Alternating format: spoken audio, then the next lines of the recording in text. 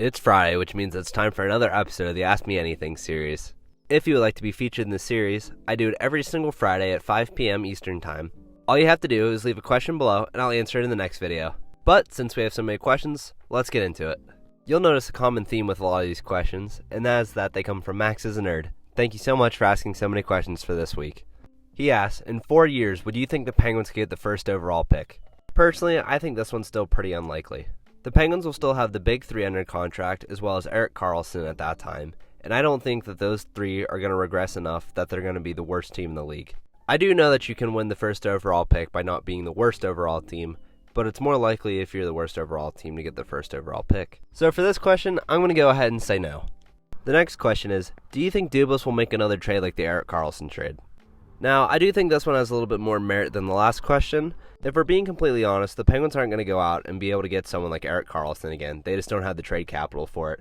But I do think Kyle Dubas is going to go out and try and swing another bigger player for the third line center role or the third pairing defenseman role, because that's an issue where the team is lacking. But as I said, though, the Penguins don't really have the trade capital to go out and get somebody giant again. But I do think that he can do a big upgrade in one of those spots. I don't know who, but I hope that he's able to figure it out. The next question is, do you think Bruins prospect goalie Brandon Busey is better than Ullmark? Now, this one's going to be pretty short, and you're probably not going to like the answer, but I genuinely have no idea who that goalie is, so I can't really comment on this one. I do think Ullmark's season last year was a little bit of a flash in a pan, and he's never going to hit that spot again in his career, but I do think he is a very good goalie for the Bruins. Hopefully he'll be able to keep up what he did last year, but even if he can't, Jeremy Swayman is a very good goalie for the Bruins. Next question comes from Maddox Ice Maddox, who asks, will the Blues do better or worse next season? The St. Louis Blues missed the playoffs last year and were a bit of a middling team. At the end of the day with the Blues, though, the only thing that really matters is how good of a season that Jordan Bennington has. He's their starting goalie, and he's locked up to a big contract, and they can't really move him. So if he has a good season, the Blues will do good. If he has a bad season, the Blues are going to be a dumpster fire again. There's not much they can really do. They improved a little bit in free agency, but I think at the end of the day, it all comes down to Jordan Bennington. Next question up, will William Nylander get extended? And congrats on 300 subs. Thank you for the kind words, and if you're still watching this video, go down and hit that subscribe button. It really helps me out, and now I'm on my way to 500 subscribers. Thank you. Now back to the question, will William Nylander get extended? I think if you're the Toronto Maple Leafs, you almost have to, or he's going to get traded here soon. They can't go the whole season with him not extended, and if he's not willing to come down from his very high price tag, then they're just going to have to trade him and get some assets back for him. At the end of the day, he's a really good winger, but the thing about it is, if they aren't going to keep him around, they're just going to have to get rid of him and hope that they can get something decent back. No matter what they get back, though, it's not going to be what they give in William Nylander, because he's a really good player. The thing is that they're just kind of tied, and they can't really do much about it, so they're probably just going to have to get rid of him here soon. The next question up is, which of these three teams would you bring back? The Quebec Nordiques, the Hartford Whalers, or the Atlanta Thrashers? Personally, out of any of the teams to come back, I think the Nordiques should be the one that comes back the most. Quebec City really needs another team. They're a really dedicated fan base, and I think that an NHL team there would really thrive again. Atlanta's probably going to be the place that gets the next NHL team, but I do think that Quebec City should really be looked at because they are a great hockey market. Next question up, do you think Dubas is going to trade Jari for Saros, Hellebuyck, or Gibson? My answer to this one will kind of go back to that earlier question. I don't think that Dubas is going to be able to swing any of those trades due to the fact that they don't have much draft capital.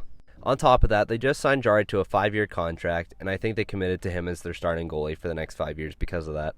Unless something really goes awry, I think Jari is going to be here long term, and that's who the Penguins are going to ride with. But to answer this question, I don't think the Penguins are going to end up getting any of the three, but I would like to see them get John Gibson just because he's a Pittsburgh native. Next question up, who's getting the first overall pick? I think it's between the Flyers or the Sharks. This one's going to be pretty easy for me. It's hands down the Sharks. I don't know if you've gone ahead and looked at their defense core, but it is absolutely horrible. Their top left defenseman is Mario Ferraro, and their top right-handed D is Jan Rutta. That's horrible. Jan Rutta was a cast-off from the Pittsburgh Penguins in the Erik Karlsson trade, and he was their third-pairing defenseman, and now he's getting first-pairing minutes.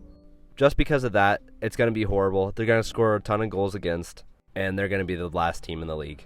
Next question up, do you think Trevor Zegras will get traded or take a team-friendly deal?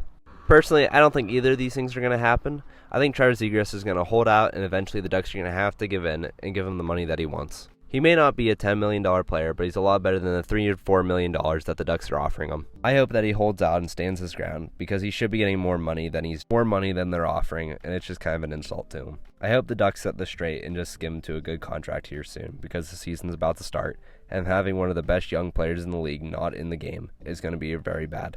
Next question up is, what team's going to miss the playoffs after making it for a while? I think the Boston Bruins have the real biggest chance of missing the playoffs this year. Their center depth is really weak, and I think the other teams in their division are going to come up on them, and it's going to be very hard for them to make the playoffs. The Red Wings improved, and so did the Buffalo Sabres, and I think it's time for those teams to finally jump into the playoffs again. Maybe I'm wrong, it'll make me end up looking like I'm very stupid, and that'll probably happen, but who knows. I think they're the team most likely to miss the playoffs this year.